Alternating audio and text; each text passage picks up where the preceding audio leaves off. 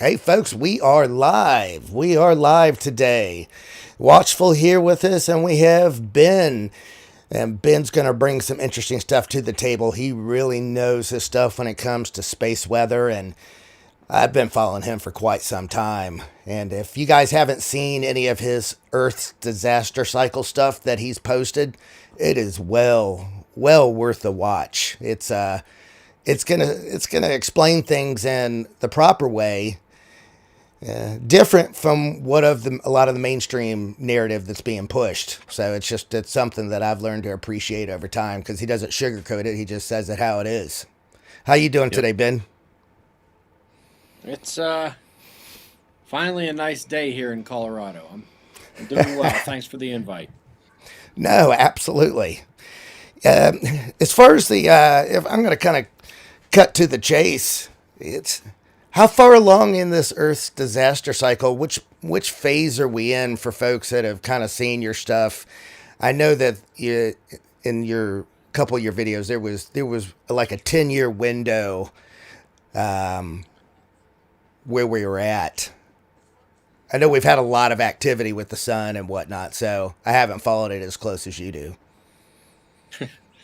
Right. Well, some of the scariest things that are going to happen are probably, hopefully, at least a decade away. But we still have things progressing in a pretty significant manner. When I first made the forecast that we as an as a modern electrified civilization, we weren't going to make it past the late 2030s or 2040s.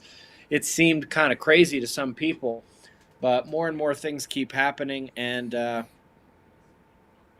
from the natural side of things, that seems right on point. From the human lunacy standpoint, we may have even more problems before that. So all of it's in Yeah. play. All of it is in play.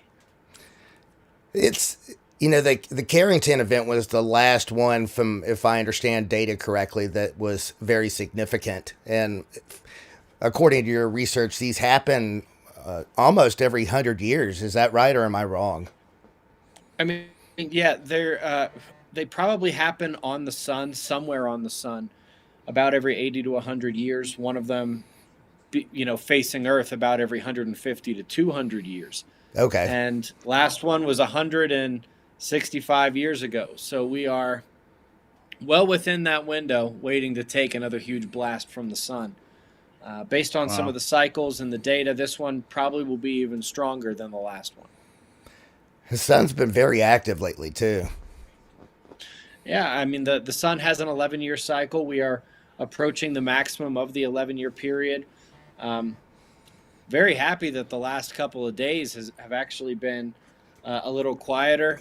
That's not going to last for long with this many sunspots and this much activity in general. So they expect the actual peak of the sunspot cycle to be later this year, and that'll probably mean we have another 2.5, maybe 3 years of high activity before we go back down into just a couple of years of lower activity.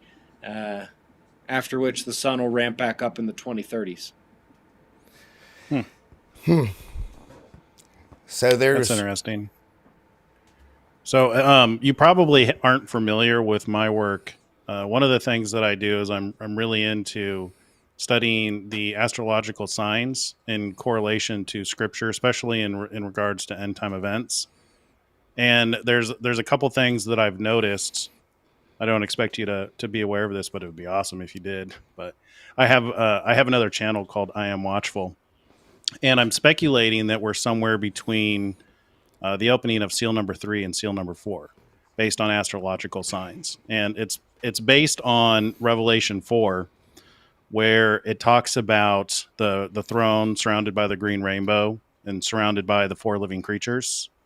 I Okay. speculate that that's basically painting a celestial clock. I know a lot of people think that that's a picture of what it's like in heaven, or what it's like in the throne room. But what I found interesting is when it just dawned on me, green rainbow, I thought of the aurora borealis.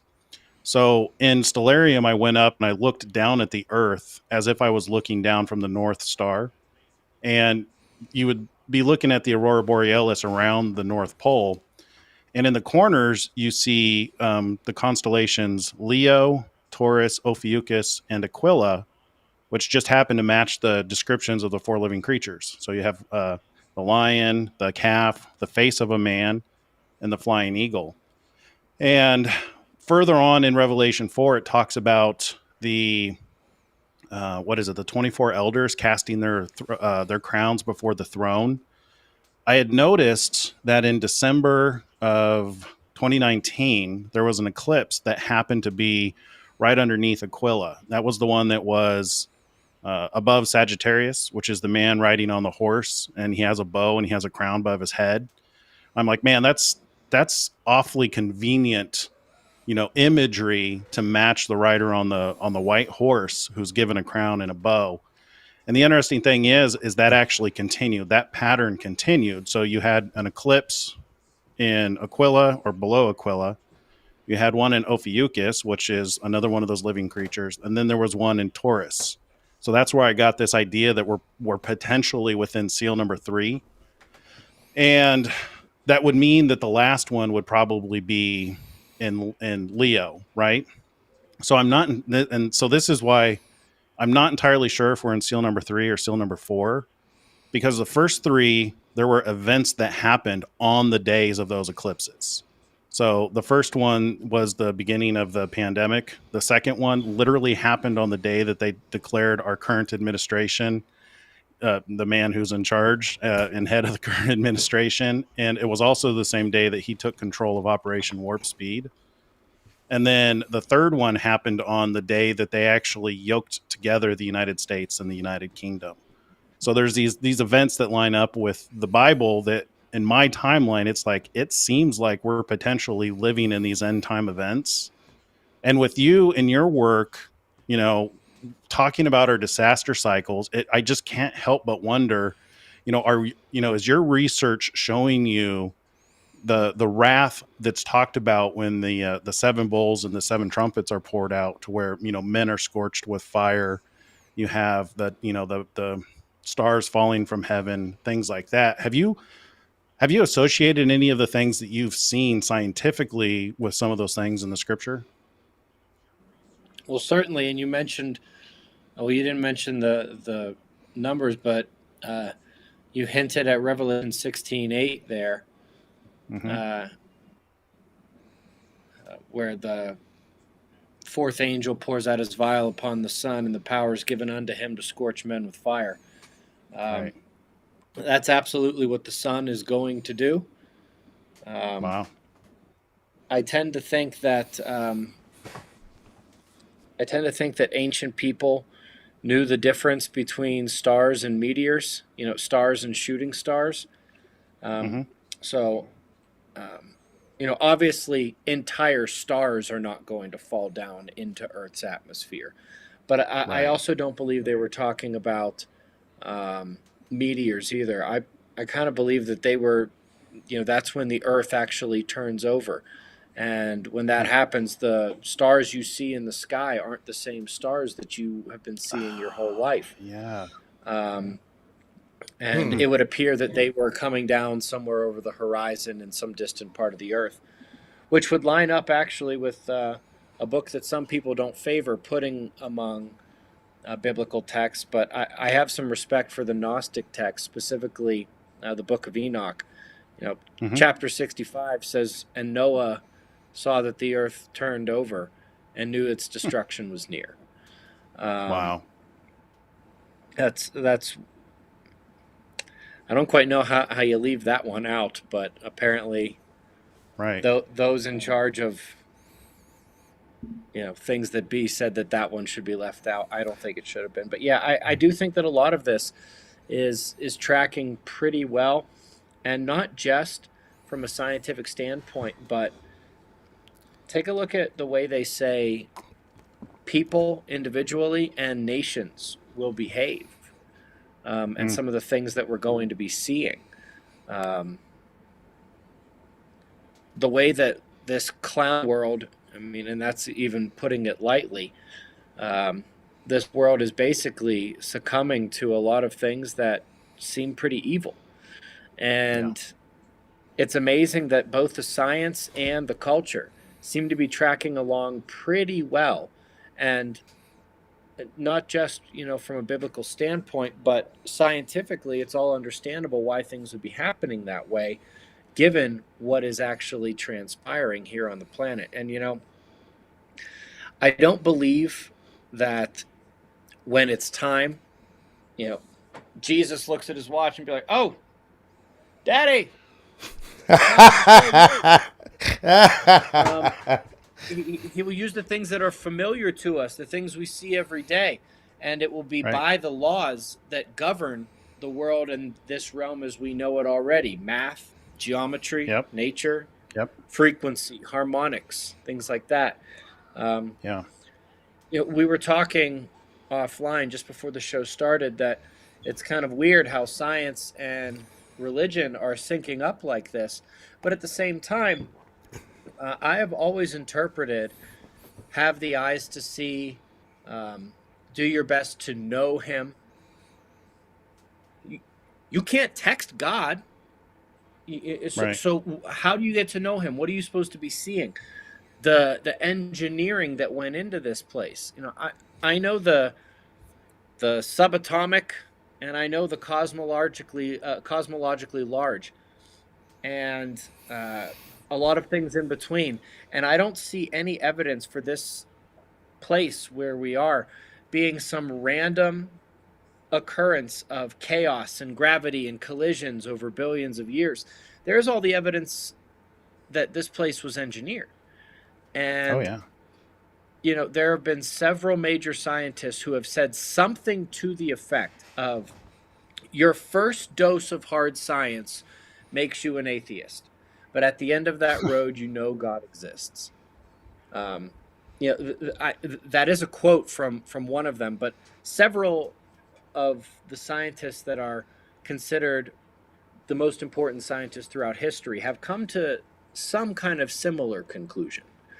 And um, you know, it was a lot easier for me. I'm not sure how some of them pulled it off, but we are living in the information age. Everything from how the tiniest pieces of an atom work to how galaxies evolve and how they work together, electric fields and magnetic fields across vast parts of space.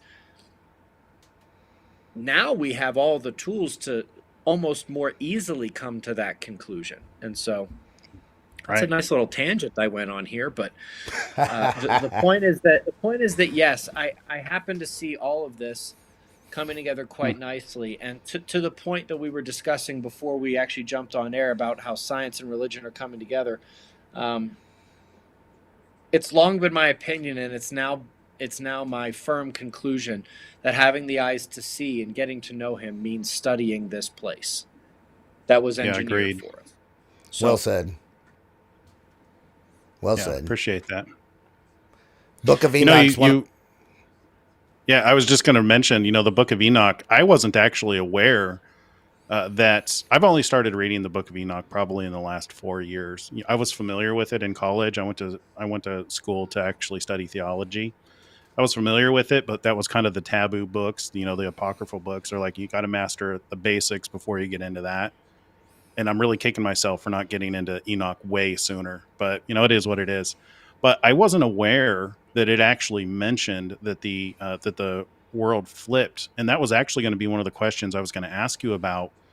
Is this pole shift?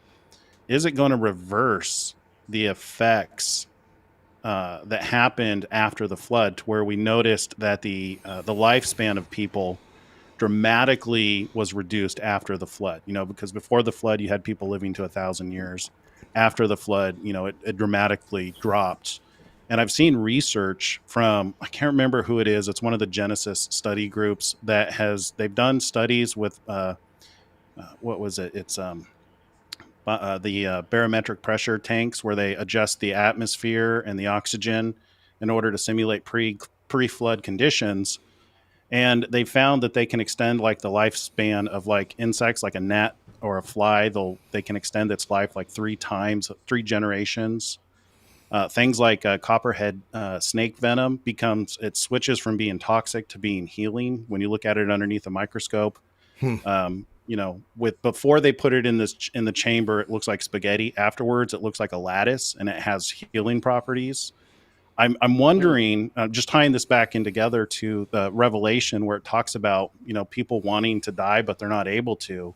I'm wondering if that's not talking about this pole shift having some kind of effect on people to where healing is increased, health benefits, things like that, to where as the creator puts things back to the way things were before the flood, setting up his kingdom. If have you ever heard of anything like that? Is there any validity to that kind of theory? I've certainly heard things like that. In my line of work, I hear many things. Whether the truth is among Right. them is always Yeah. initially unclear. Um, I don't have any information that I could give on that one. I think it's interesting. Hmm. I have been fascinated by the stories of how long people used to live. Um, I think a lot of that might have to do with, changes in our DNA if that's to come. Because Hmm. I really don't believe that it's just random mutations here and there. I kind of see our DNA Right. as a cosmic antenna, uh, both transmitter and receiver, which would mean its orientation is a function of its electromagnetic and vibrational frequency environment, Yes. which would mean it's going to transition to something else. I don't think that transition is going to be fun. Um, there is no free lunch. Yeah. It's not like something's going to click and we're all just going to magically be enlightened and start floating around everywhere and talking to each other telepathically and things like that. I think it's going to be painful, a very Yeah. painful transition if something like that were to occur. Um, Yeah. but yeah, I'm interested in it. I don't have anything scientific I could give you. Wow. Interesting. Interesting. Yeah, it's a fascinating time for sure. It's really just fantastic in a way just to watch everything unfold exactly how it was written. Uh, Enoch is one of my favorite books out of all of them, and we've gone into detail over in different shows on why the early church took them out, and I think they took them out for a reason. Because if you look into it in great detail, the Book of Enoch was probably the most popular book out of all the religious texts from that time period.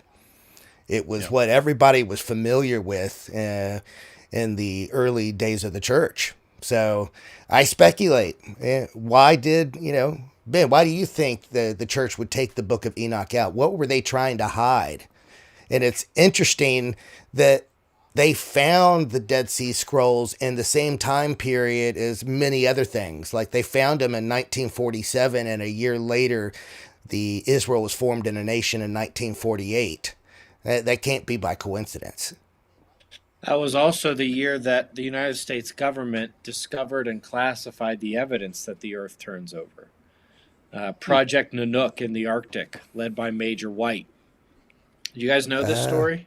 when I've never heard it. he went to Antarctica. No, I'm sorry. He went to the Arctic up north, Okay. um, and this is interesting. They classified all of this information, but Major White saved documents from Project Nanook, saved documents from the Pentagon meetings to give to his son, Ken White, who then published the book World in Peril Hmm. several decades later. And the goal was to keep this stuff secret and then several decades later publish it all. Um, Essentially, what they discovered, and the reason they went up there, they were worried about Russia coming over the top. And the first thing they needed to do was figure out how do we navigate up here? Um, because when you're flying so close to the magnetic pole, a lot of your directions aren't able to be. I mean, it's a different flying environment, basically. Okay. Right. And so they had to locate the magnetic pole, and they had several teams that were going and looking. And then they're like, well, wait a minute. We see the strongest signatures right here. Like 20 meters that way, there's remnant evidence, and then 60 meters that way, there's remnant evidence. And so they figured out the pole was moving, and so they started digging. And they found that, the top layer was full of polar fossils, but then the layer under that was tropical fossils, and then polar fossils and tropical fossils, alternating back and forth. The only way you have that is if that region wasn't at the poles. It was at the equator before. Right. Two other interesting things, and we can dive deeper into that.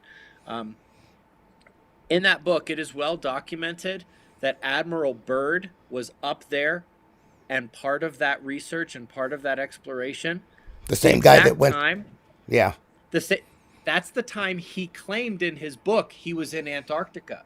That's what I was getting ready to say. He wasn't in Antarctica doing any of that stuff. He was up in the North Pole, confirmed, documented with Major White. And so one has to wonder if it was some sort of diversion, the book that he wrote. The other thing we have to think about is this actually tells us a little something about the mammoths as well. The mammoths that they've found close to the Arctic, the ones that were flash frozen with food undigested in their mouths and stomachs. Right. Mammoths needed to eat hundreds and hundreds of pounds of vegetation every single day. Not only should that strike you as a problem up in the Arctic, but don't forget, back then, we weren't in this interglacial warm period. Back then, we were in a glacial cycle, which means it was even colder. The snow and ice came down even further than it does now in terms of the polar region. There would have been no way for the mammoths to actually survive there. Okay, maybe they had enough fur to beat the cold. There was no food. There's not enough food at those latitudes right now to support the mammoths. And we're in an interglacial warm period. When they froze, it was a glacial period. There was even less. And the only explanation is that area wasn't at the Arctic. It wasn't at the polar region. They were at much lower latitudes in a much more temperate climate. And then that area was thrust to the polar region as the world turned over. And so, that whole story with Major White and Project Nanook in the Arctic broke open so many hidden things. It tied so many things together. And even though technically he committed a very, very serious crime, we're very lucky that Major White kept all that information and gave it to his son. That book, World of Peril, is absolutely fantastic. And to this day, it's still classified. The government acknowledges Project Nanook existed, but they don't go beyond the whole, they were up there to, do war scenario and war planning and war preparation just in case Russia came over the top. They don't admit anything else that happened from there, but we have the documents in that book that Major White saved. We have the Pentagon documents as well, and the documents that the Rand Corporation, they've had their hand in stuff for decades and decades and decades. Yeah. Stuff from all three confirming, and the Rand Corporation actually did the math on how the Earth would actually tilt 90 degrees during these magnetic shifts on the planet. They actually made the model. And so it's really one of the most fascinating aspects of this entire discussion is that it's been about 80 years. The U.S. government has known that the world turns over and that it is intimately related to the magnetic pole shift, which, of course, is well underway here again right now. Yeah. And so So key puzzle pieces. Yeah, really interesting. So Admiral Byrd, your understanding, he didn't, that whole story about him going to Antarctica, that was a cover? I can't tell you he never went to Antarctica, but I can tell you that the period of time when those books claim he was there and flew inside the Earth and met beings inside the Earth. Right. The time claimed in the book, he was definitively in the Arctic with Major White and Project Nanook. That doesn't mean he never went to Antarctica. That doesn't mean he didn't do other interesting things. Doesn't mean he didn't see or discover some amazing things. All I can tell you for sure is that the timeline from that book doesn't match up with reality because he was confirmed to be in the Arctic with Major White and Project Nook at that time. Interesting. Go ahead, Watchful. So I mean, I guess what I'm saying, like, it doesn't necessarily debunk Admiral Byrd's Antarctic claims. We can be pretty sure that at least the timeline given in Admiral Byrd's books about that is at least a little bit off. And it certainly does cast a bit of doubt on his claims. But, you know, I'm a hardline evidence kind of guy. I can't say it fully debunks that he did amazing things in Antarctica. I couldn't say that, and I wouldn't say that. So I think about what their motivation would be for the story change. I guess that's what leaves me pondering, because oh yeah, you could spin that one around in your head all day. Yeah. I've been spinning it around in my head for a couple of years, but you know, to me, the more important thing, specifically for my work, which is the cyclical magnetic pole shift bringing about the disaster cycle of Earth. I mean, that's what that book was about, really. That's what the secret aspect of Project Nanook was all about. And it finally explains so many things about the mammoths, about the world turning over or swaying like a drunkard, which is basically a fun way of saying turning, you know, the Earth's tilt changes. Yeah. A lot of stuff was really illuminated by that work and the things that Major White kept and gave to his son. Just yesterday we were talking about where in Enoch, where it talks about evil spirits are the disembodied Nephilim, and we were speculating that if those evil spirits are stuck here on Earth and are able to, you know, go into people and possess people, there's scripture that kind of supports that. Well, not kind of, it actually does support that. It was interesting. We were wondering, like, you know, could these disembodied spirits be like, you know, the Emperor Nero?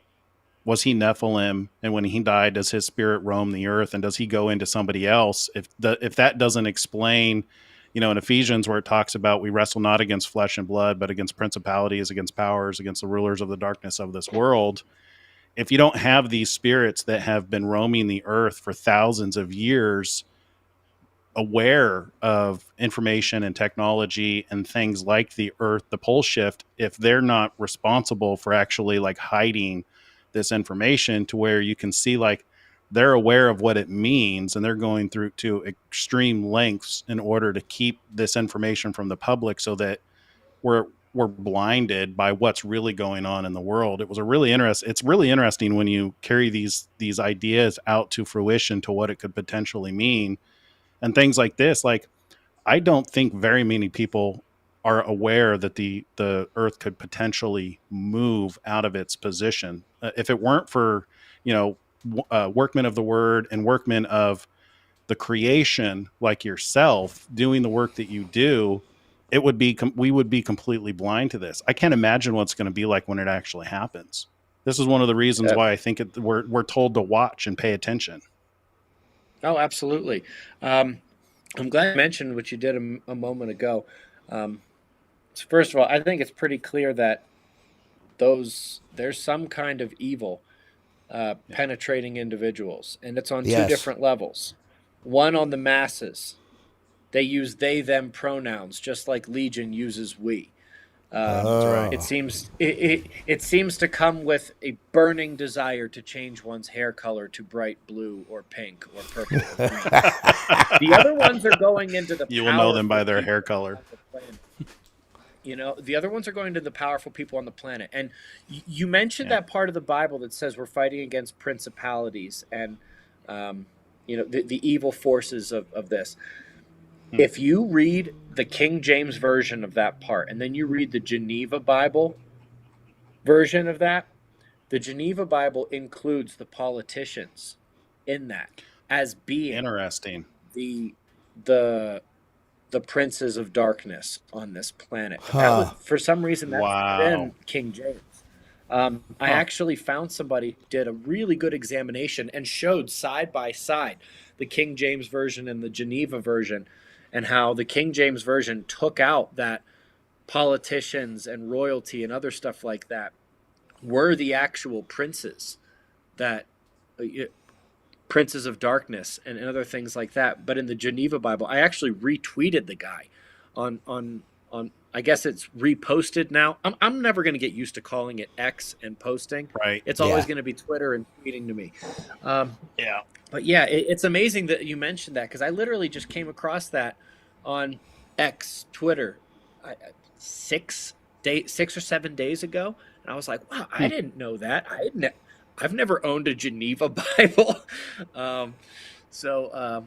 Really fascinating stuff, and it all comes together. And when you think about that, that really makes sense when you look at the world today. Yeah. For sure. Especially things like the World Economic Forum, the current administration in the United States, the administration in Canada, New Zealand, Australia, and some of the things that they're doing to the people. You're spot on. Yeah. Tearing everything down. They're awfully coordinated, almost supernaturally. Yeah. It can't be a coincidence. No, it's It cannot not. be a That's right. coincidence. From a political, a cultural, an economic, and a spiritual stance, this is a coordinated, simultaneous destruction, intentional, of everything that has made this world what it is now. And, obviously things weren't perfect, but I mean, when I was a kid, even if these plans were in place, they weren't out in public like this, and the world was not such a terrible place. It really wasn't that bad. Okay, you got people who will point like, but what about this? This was happening. No, shut up. The world was a wonderful place. It really was. I mean, Everything was taboo back then. Yeah. we literally have children below the poverty line in this country with access to better technology and medical care than the pharaohs of Egypt. Like, That's right. I don't want to hear anything about how the world wasn't getting better and better and better, because it absolutely was. Look at what we're doing right now. Holy cow. Could you imagine your grandparents as a child and explaining to them, all right, so in 2024, this is what we're going to do. We're going to be talking to people through electromagnetic waves in different parts of the planet, and we're going to be able to broadcast that out to the entire world simultaneously. Unimaginable back then. All of these things are either being torn apart or they're being turned against us, as in the case of technology and medicine and things like that. And so all of the things that made this world what it is today are either being undercut or they are being turned against us. And it's all happening so fast and all at the same time across all those vectors I mentioned that it can't be a coincidence. It can't be unintentional or an accident. This is happening on purpose. Absolutely. And, absolutely. Well, it's interesting. The signs in the scripture seem to be lining up. The signs in the creation seem to be lining up. And it's interesting that you mentioned the politicians that were left out of there. One of the couple of episodes back, we were talking about Antichrist. We're probably going to go into this again. In regards to Revelation 13, I have a different theory on Revelation 13, with the two beasts being the first beasts, because we know that Jesus, he didn't come to start individual churches. He came to build the temple of God. So when it talks about the first beast that has 7 heads, my mind went to thinking about the 7 churches that are talked about in Revelation 2 and 3. And I correlated that because one of those 7 churches, Sardis, is the dead church that has a name that it lives. I didn't think it was a coincidence that you have the first beast in Revelation 13's got a head wound. So if you correlate that to where the first beast is the 7 churches, and then the second beast gets its forms after that, it's like, I wonder if that's not illustrating the systems, because beasts defined by Daniel are basically kingdoms or systems of control. I think even the seven heads have 10 crowns, right? Crowns often referred to, Yeah. leaders in charge, which you could correlate with politicians. If that's not given kind of a history of, after Jesus was crucified and ascended, his disciples went out and started spreading the gospel of the kingdom of heaven, and then you can see the adversary just goes to work corrupting that. So you get Yeah. these seven churches and they've got problems, and that's what Revelation 2 and 3 talk about. It's like, here's the things that I commend you for, and here are the things that you need to change. So it's like you can already see like the heads of those churches corrupting things. It's almost like a cycle of the world, with the god of this world who's constantly corrupting the minds of man. But then you have this drastic change to where you have this next beast, the second beast.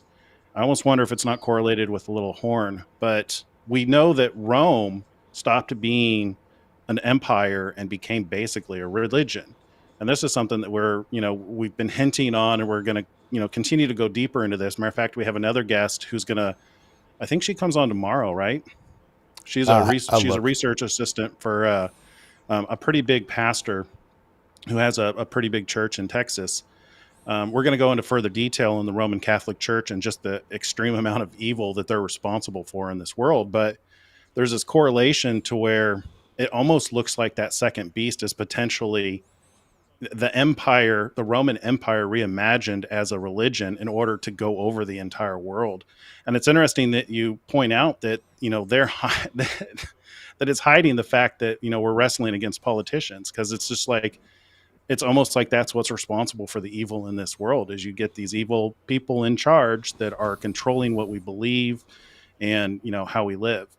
And it seems like we've been in this period of grace, and it's almost like we're coming back around. And I almost wonder if that's not the whole purpose of Revelation 13, is to give us a history lesson to know what to look for.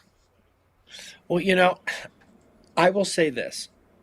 It's important that you do things like that. It's important that there's somebody doing the biblical version of Right. what I'm doing with natural science, geophysics, astrophysics, galactic physics.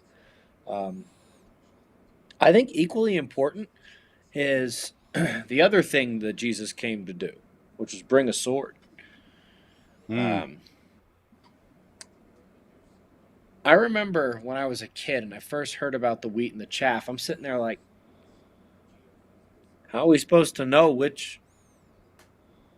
I don't think like that anymore. I think they're making themselves very clear. And, as much as there is the Christian imperative for peace and lack of violence, lack of barbarism,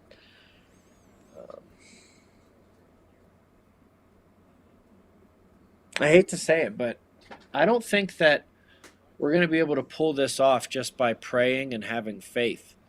I mean, did God tell Noah to just sit in the corner and pray, or did he tell him, yo, do work, son, build That's right. this? Um, No, you're right. what's He our had the what's he our had the what's our version Israelites. of that? What's our version of that? Yeah. Because these people are going to take over the planet if nobody stops them.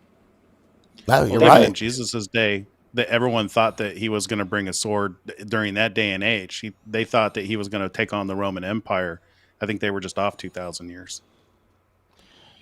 Yeah, I mean, there's several incidents in the Old Testament where God had the Israelites wipe out complete town, men, women, and children, and that happened more than a dozen times. There was a point where the line had to be drawn, otherwise civilization essentially wouldn't continue. It relied on action being taken. Not that I'm condoning any type of craziness like that, but there is biblical history of exactly what you're talking about. I know this. It would be helpful if we could get some kind of guidance on that because I don't know how much I trust the world population to figure that out on their own. Um, Yeah. But yeah, anyway, um, I did not expect that I would be having such a biblical conversation. It's something Welcome that to the channel. fascinates us. This is what we do. We, the whole, Right on. interesting thing is we're actually patterning our business model after Tim Pool. So that's why it's Two Oh, Witnesses Live, because, our objective is to go live and talk about these things, but from a spiritual, biblical perspective. We want to have guests on. We want to hear other people's perspectives. We're not so sold in what we believe that we're not willing to, hear an opposing opinion. That's kind of our thing. We want to hear, the arguments for and against what it is that, we believe, and challenge everything we think we know. And, right. and we're hoping to get to truth by doing that. I always say that, truth withstands the fire of scrutiny. Yeah. Absolutely. Ben, what do you think about? It seems like there's been an awfully large uptick in something kind of coming through the veil, whether it be quote, quote, aliens, or I can't help but notice that it's really stepping up. And some of the strange things that you see in the skies, even if half of them are fake, there's still a lot of them happening. And just like what happened at the Miami Mall a few weeks ago, I can't make sense out of it all. Yeah, a lot of it is hard to make sense of. I do know this. I really wish somebody had gotten some good photos or video out of that Miami Mall. That'd Right? be really helpful, wouldn't it?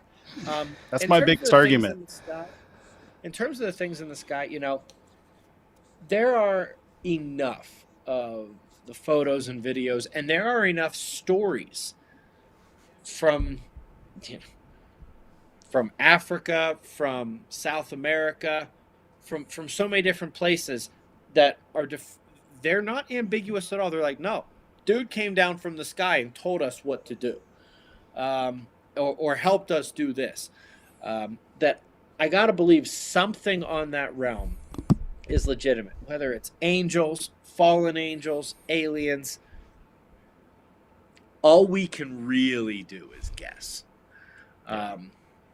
It would also seem to me that with the vast amount of stars and galaxies and planets and how much water they're finding out in space, it would shock me if there wasn't life out there somewhere. What we would call aliens. That it would shock me.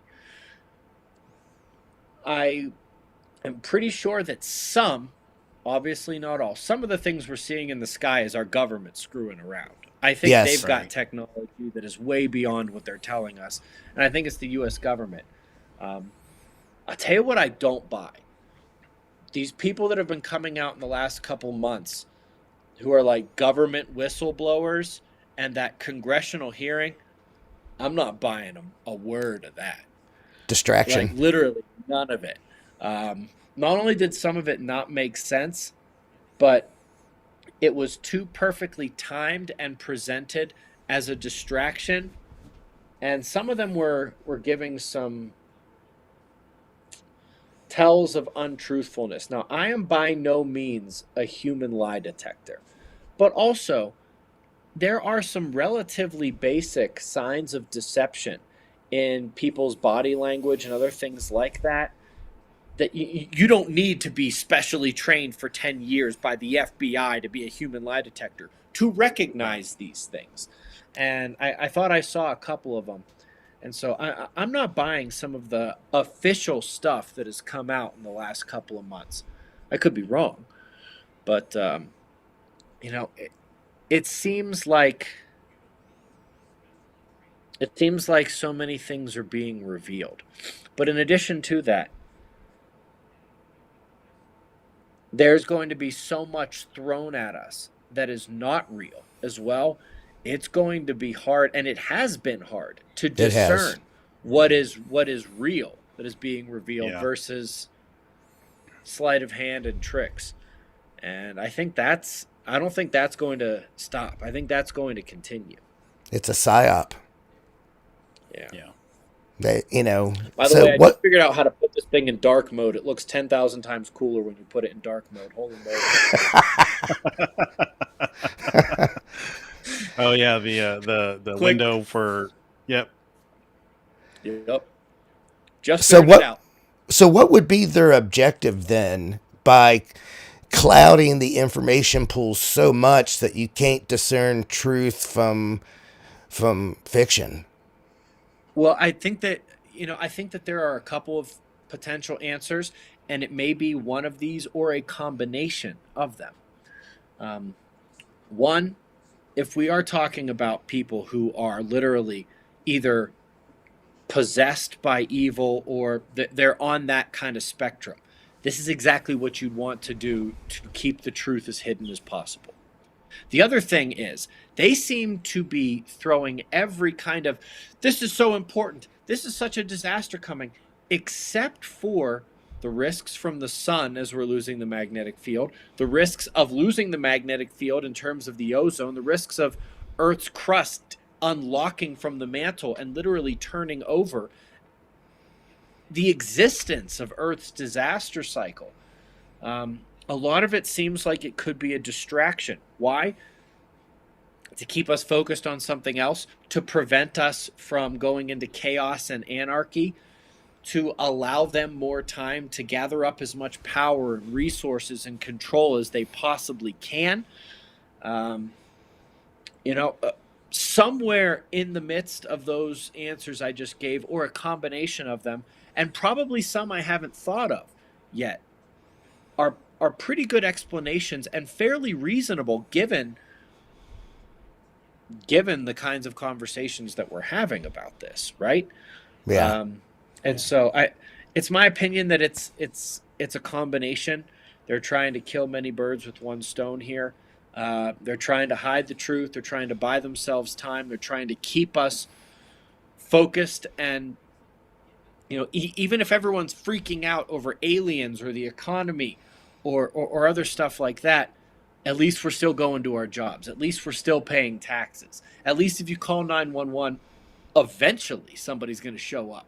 If you go to the bank, somebody's going to be there. If you go to a gas station, the pump's going to work. If you go to the grocery store, there's going to be food there. If you turn on your faucet, the water's going to come out, and you're pretty confident that it's been purified beyond sewage, which it once was.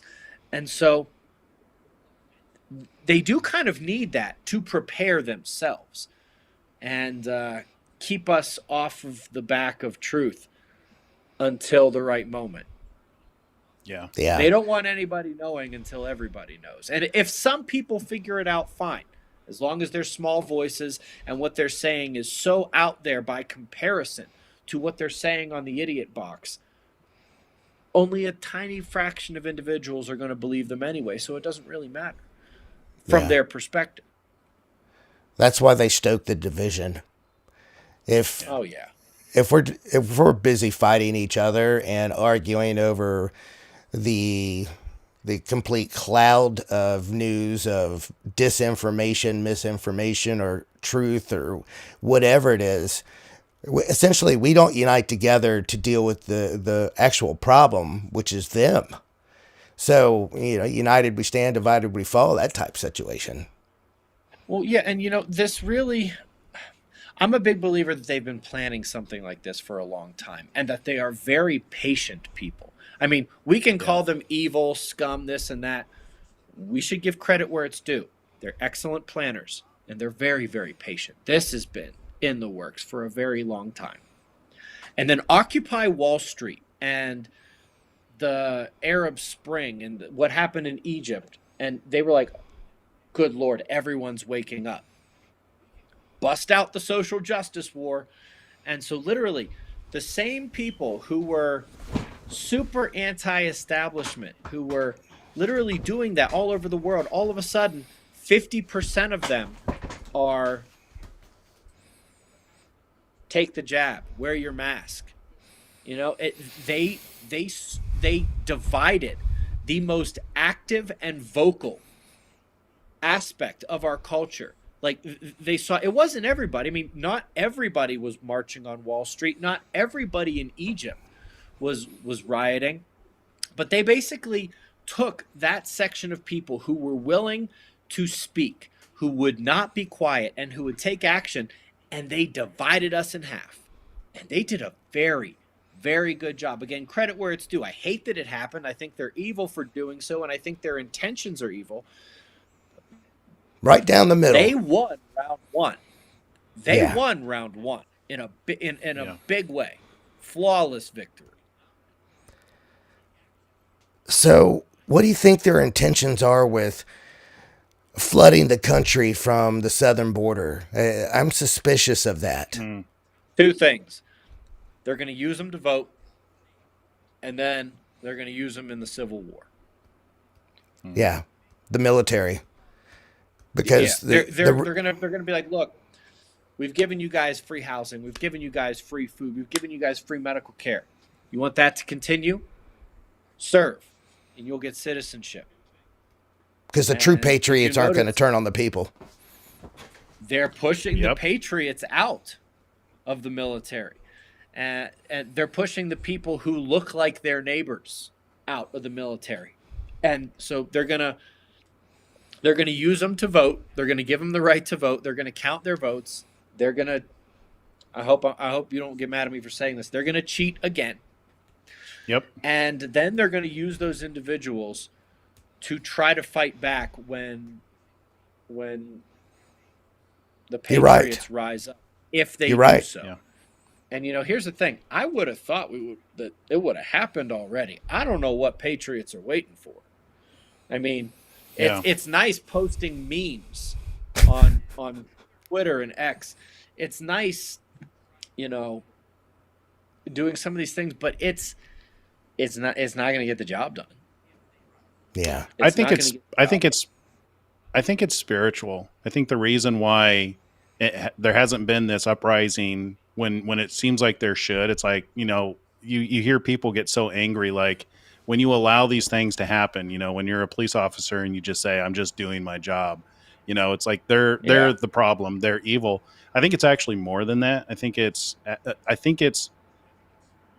the timing of it isn't right. And getting back to kind of space and signs and stuff like that, there's an eclipse that's coming up in April 8th, which I believe lines up with the Hebrew calendar for the first of the year. And Somebody else was the telling me that the other day. there's so Somebody much else was telling me. significance. Yeah, there's so much significance around that particular eclipse. I'm really interested to see what happens on that day. I almost wonder if that's not the day when the proverbial crap hits the fan because of the significance. So it's in Cetus. The eclipse happens in Cetus with right between Pisces, which Pisces is the two fish, and they have a chain holding Cetus. So you have a dragon that's being restrained by two fish. I mean, the illiterate Bible person could put two and two together and think that could be significant. And it lines up with I think it's the festival of first fruits is 20 days later. And you have this like correlation with 144,000 being first fruits. There's so much reference in the scripture regarding first fruits that it's like, I almost wonder, and like, look at where the world's at today with the wars. There's, 3 new wars, there's 20 some odd existing wars. You have all of this stuff that's coming to a head, especially with the people coming over the border. It's just like, I think I feel like we're in the eye of the storm right now, and it's all getting ready to pop off. And I have my eyes on that April 8th eclipse because the pattern's been pretty solid so far with, as each one of these eclipses that are relevant seems to bring some new crap along with it, from pandemic to, the administration to unions with other countries. It's all playing towards, it looks like to me, April. I'm expecting this to be kind of maybe the start of the Great Tribulation. Maybe something else. So a good thing to be looking for there is, all right, so what's one of the few things Republicans and Democrats in the United States agree on? The uniparty. And I'm not talking about Trump. I'm not talking about Vivek. I'm talking about the uniparty here. They love war. They absolutely love war. They do. That's the third aspect of letting in all these people through the southern border, because you know what I'm noticing? There aren't as many Mexicans as I was expecting. There's a lot of much darker skinned people from Africa Good point. and from the Middle Yeah. East. I'm noticing no women, no children, no elderly people whatsoever. And with our support of Israel, with what's happening with Iran in the Red Sea, how long until something real or some kind of false flag based on that takes place as a pretense for us to go Yeah, deeper into war in the Middle East? I mean, They have you could write this one with your eyes closed. that's right. Really, you could. they need something. As the candidate that won Iowa the other night is gaining more and more traction, they're going to have to throw something out in left field to stop things, because I think that's one reason we haven't seen this quote, quote, uprising, because there's still hope. Everybody sees that our candidate is gaining traction in all these states, and people are hoping that, hey, look, we're going to have a fair election this time. Maybe we don't need to do this.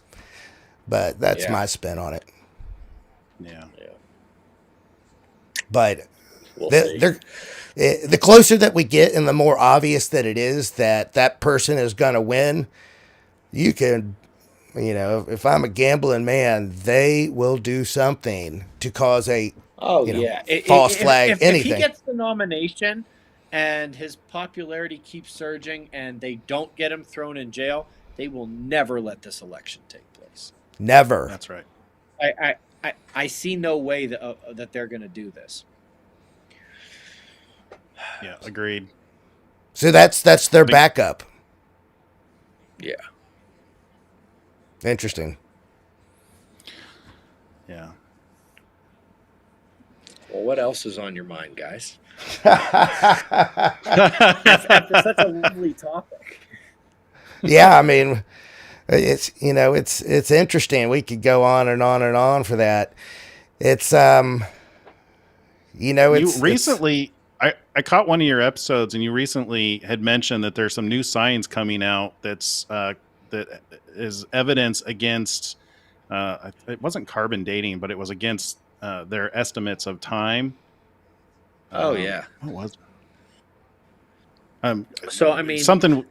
Yeah, go ahead. their isotope dating in general is a complete disaster. A complete That's what it disaster. is. When you do it with carbon, things always look too old. When you do it with oxygen or chlorine, things always look too young. Argon can be okay. Really, the only bulletproof one I've seen is krypton dating. When they use krypton to date ice, they are spot on. Anything else, I swear they're just making stuff up. That's always been my argument. It's just like anytime you hear 13 trillion years, it's like you're lying. Yeah. You're just making that up. I will say I'm not much on the young Earth hypothesis that this planet's only 6,000 years old. I believe it was reborn 6,000 years ago. I think I'm in that same boat. It was reborn 12,000 years ago, 18,000 years ago, 24,000 years ago. all those cycles. All Yeah, those cycles. exactly. Well, where do the angels come from? There's things that we know about the angels. They have supernatural capability, but a lot of the references to them is they're like us. I mean, potentially even able to have some similar genetics. Were they from a previous Earth, per previous cycle? That's an interesting question. And where did Again, the not dinosaurs? something I had. Yeah, I don't have scientific evidence about the angel question, but it's an interesting thing to think about. Where do the dinosaurs right. fit into all this? As one thing I've wondered about. That's a good question. That's a very good question. They get their dates wrong. So was it 35 million years ago that they roamed the earth? For me, there's no question that they did. But where do they fit into that equation? I don't know if we have a great answer for that. I don't know there is some evidence that there was overlap between dinosaurs and at least human ancestors. There's evidence that they were also around long, long before anything even remotely resembling a human ancestor was here. I know I don't buy the idea that the devil put the fossils in the ground to confuse us. Yeah, no. And I do think that they probably were around a lot longer than people realize. Yeah. But I mean, It, it's really hard to know. It's hard to it, know. It's one of the reasons why I'm interested in any dating technology that I hear about, the isotope, when they're wrong, because 35 million years. I mean, they're finding like stretchy flesh now with dinosaur and Oh bones. yeah. So were they So just I wiped think the out in one the you're flood? talking about. I think the one you were talking about was the thing from New Mexico, where they thought that these footprints were laid down 21 to 23,000 years ago, and then they revised That's the that one. to like 7,000 years ago, That's the one. which is a ridiculous. I mean, you cut the age of them by 66%, basically, if not a little more. But that's not even the craziest ones I've seen. There was this Australian crater that they thought was 300,000 years old. Now they're thinking it's like just over 100,000 years old. And it's like, wait a minute, how are you going to be off by 200,000 years in Well, something when you're that's making only up the actually numbers. 100,000 years old? The worst, well, either the worst or the best example, depending on how you look at this situation. The most extreme example was the Tibetan ice cores, the ice caps up at the top of Tibet, up at the top of the world. They had previously used things like chlorine isotopes and said, we think this ice has been here more than 500,000 years, 500,000 years. And then they used krypton dating, and they're like, okay, well, we now think the maximum age is 17,000 years. And it's like, wait a minute. that's drastic. What do you mean? What do you mean? You thought it was older than 500,000, and now you think the oldest it could be is 17,000, meaning it could be 15, it could be 12,000, it could be 5,000. They have no idea what they're doing. They have no idea what they're doing whatsoever. Yeah. No, you're right. I tell you what, even just to slightly change the topic, I keep seeing these AI robots that they were walked out on the ball field the other night with the Robots flesh, among us. the flesh skin. They had it spooks me even because I keep going back to this, but you could see the mechanics on the side of their head, but they had skin and expressions like there was someone home upstairs and you could see them thinking. It was creepy. Yeah, they attended a ball game the other day. They were walking around in the crowd. Camera kept cutting to them, and there was 5 or 6 of them sitting in the crowd. It was clear they were robots because the side of their heads and the back of their head was mechanics, but they had a flesh face. The thing that got me was the way their expressions. They were thinking and had expressions on their face. That's what gets me about this thing in Miami and these in Africa and South America and stuff like that. It's like with AI and these robots, they're putting out these blurry photos. It's like at least go through the trouble of AI generating something believable, Yeah. That's a Well, good point.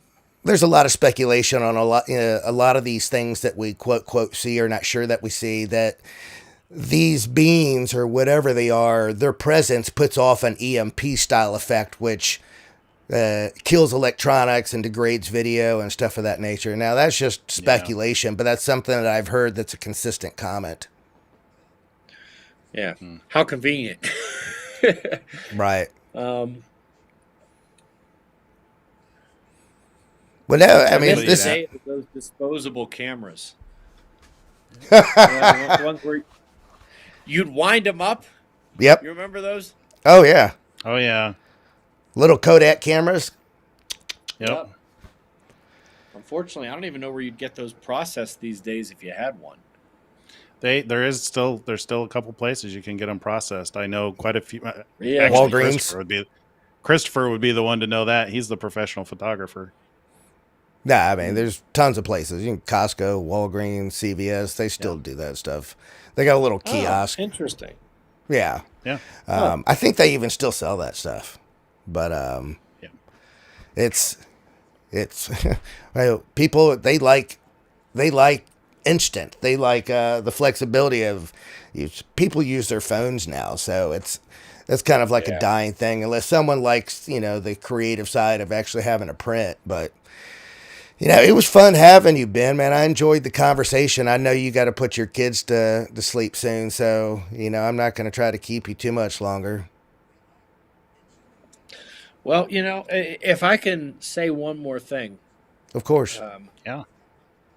you know, this is one of the most amazing things. And this was actually the nail in the coffin for me in terms of realizing just how much science and religion were matching up here. Because I knew the way the Bible said people were going to start acting. And then I take a look at what's happening now with Earth's magnetic field changing, and it's weakening as the poles are shifting. It's letting in more cosmic rays from space. They have done so many studies on how these things affect the human brain. And the two most prominent things that happen are, first, it affects the processes in the hippocampus, which degrades cognition, which is a nice fancy way of saying it makes you dumber. The second thing it does is it overexcites the locus coeruleus, which is deep, deep within your brain. But it's the part of your brain that reacts to anxiety, panic, fear, terror. And so basically, causes overall emotional instability. And so if it seems like the world is getting dumber and more emotionally unstable and more panicky and fear reactive, yes. And not only is there a scientific explanation for it, but this is exactly what is supposed to happen according to the story. The only thing I can say is I'm really glad I know how the story ends. Because, Amen. Yeah. That's about all we can cling to right now. I saw you talk about that the other day. Yeah. I love how you always end no fear. Yeah. And it's hard to have fear when you know the end of the story. And folks in the audience, if you have not seen Ben's work, my favorite video of his is it goes into detail on the coming Earth disaster cycle. It really nails it. It's a 15, 16-minute video. It's not the real long one where he goes into deep detail, but he does a nice brief summary where he just recaps what's in the forecast. I'll link it in the description because it's worth the watch. I've probably watched it 5 or 6 times now because it lines up so much. It's it makes so much sense. Just like in the Bible community later. Yeah, the Bible talks about the sun, turns dark, and that's when the shell around the sun starts to harden up, and then I thought you were spot on, man, and folks need to watch that because it's very educational. It's a good one. I appreciate that, and I appreciate the invite. It was good to chat with you guys. Yeah, we'll have to do it again. Great. Thanks for coming. Have fun on Tim Pool's show, man. That'll be interesting. Yeah, I'm much more familiar with Timcast IRL than I am with the Culture War show that he does. But Jimmy Corsetti and I are going to do the Culture War show with him on Friday morning, and so hopefully it all goes well. Right on. Sweet. Yeah. Right on. They get into some biblical conversation over there sometimes. It'll be interesting if you could bring anything around that we talked about today when you're talking with them. Because Ian is especially pushing that kind of stuff too, because he's really interested in the spiritual, not necessarily specifically from a Christian perspective, but he's, very aware of, the science and the spiritual, and he's constantly trying to put those things together. Splendid. Well, Ben, I really enjoyed having you, man, and maybe we can circle back around another time. But I'm sure the audience loved having you. I'm appreciated that you took the time to chat with us. And guys, unless you got anything else, that's it for tonight. And everybody have a good night. Yeah. Yeah. Thank you guys again. God bless. All right. God bless.